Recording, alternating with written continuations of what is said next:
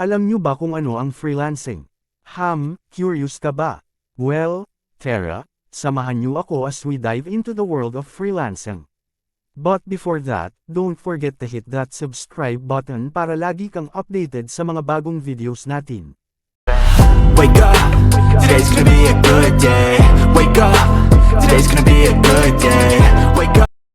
Kumusta mga kaibigan? Kamusta ang araw nyo? Ako si Money Mindset Maker, at maligayang maligaya ako na makasama kayo sa ating bagong video. So, ano nga ba ang freelancing? Sa simple lang na salita, ang freelancing ay trabaho na pwede mong gawin kahit saan at kailan mo gusto. Hindi mo kailangan pumasok sa opisina araw-araw. Ang importante, may laptop o kahit cellphone ka lang at internet connection. May mga iba't ibang klase ng trabaho sa freelancing.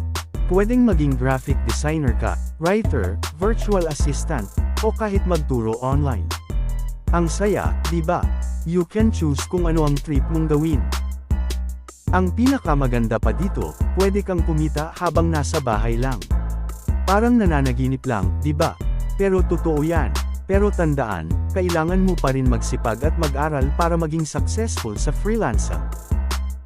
So, mga kaibigan, ano pa ang hinihintay natin? Tara na at subukan ang freelancing.